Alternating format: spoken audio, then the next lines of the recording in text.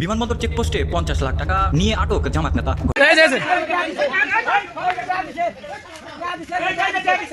কুমিল্লার মুরাদনগরে ভোটারদের মাঝে টাকা বিতরণের অভিযোগে জামায়াত নেতা হাবিবুর রহমান হেলালিকে আটক করেছে স্থানীয়রা। তাহলে ওই ব্যবস্থাটা করতে হবে, তাই না? চলেন। আমরা গাড়ি সহ আটক করেছি। টাকা সহ জামাত কর্মী আটক। সৈয়দপুর বিমানবন্দরে আটক হওয়া ঠাকুরগাঁও জেলা জামায়াতের আমির বেলাল উদ্দিন প্রধানের সঙ্গে থাকা টাকার পরিমাণ 50 লাখ নয়, বরং 74 লাখ টাকা।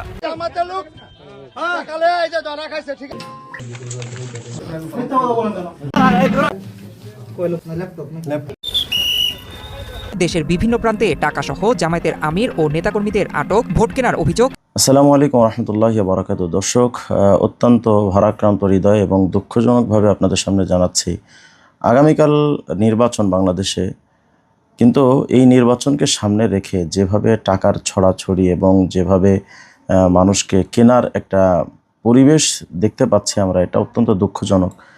আশ্চর্যের সাথে বলতে হয় যে যারা ইসলামিক নাম ধারণ করে ইলেকশন করছে তারাও এই কাজের সাথে জড়িত। বিশেষ করে আপনারা জামাত শিবিরের আজকে এবং গতকালকে থেকে এই পর্যন্ত যে পরিমাণ টাকার ছড়াছড়ি এবং টাকার ভোট কেনার একটা মেজাজ এবং যে পরিমাণ তারা ধরা খাচ্ছে, এটা আসলে অত্যন্ত দুঃখজনক ব্যাপার।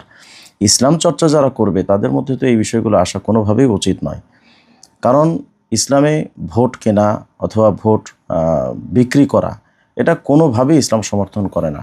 সূরা বাকারার 188 নম্বর আয়াত যদি আপনারা দেখেন তো স্পষ্ট দেখবেন আল্লাহ সুবহানাহু ওয়া তাআলা বলছেন, ওয়ালা তাকুলু আমওয়ালাকুম বাইনাকুম বিল বাতিল ওয়া তুদলু বিহা ইলাল হুকাম লিতাকুলু ফারিকাম মিন আমওয়ালিন নাস বিল ইসম ওয়া আনতুম তাআলামুন। এই আয়াতের মধ্যে স্পষ্ট করে আল্লাহ সুবহানাহু ওয়া তাআলা বিচারককে ঘুষ দেওয়া, অন্যায়ভাবে কারো সম্পদ আত্মসাৎ করা বা সম্পদ ভক্ষণ করা, অন্যায়ভাবে কারো সম্পত্তি গ্রাস করা, এটা স্পষ্টভাবে আল্লাহ সুবহানাহু ওয়া তাআলা নিষেধ করেছেন।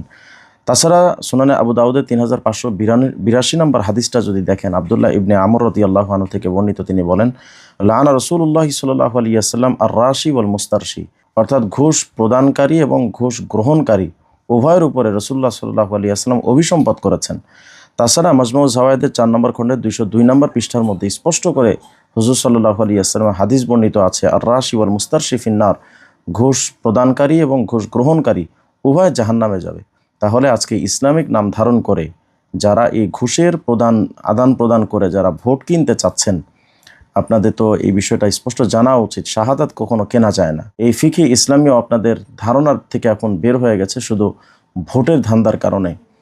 সুতরাং আগামীকাল নির্বাচন, এই নির্বাচনকে কেন্দ্র করে কেউ ঘুষ আমরা গ্রহণও করব না, কেউ ঘুষ দিবও না। এ ব্যাপারে আমরা সবাই সতর্ক থাকবো। এবং যারা বিশেষ করে ইসলামিক নাম ধারণ করে যারা এই কাজগুলোর সাথে যারা জড়িত হচ্ছেন, তাদের প্রতি আমাদের একরাশ ঘৃণা।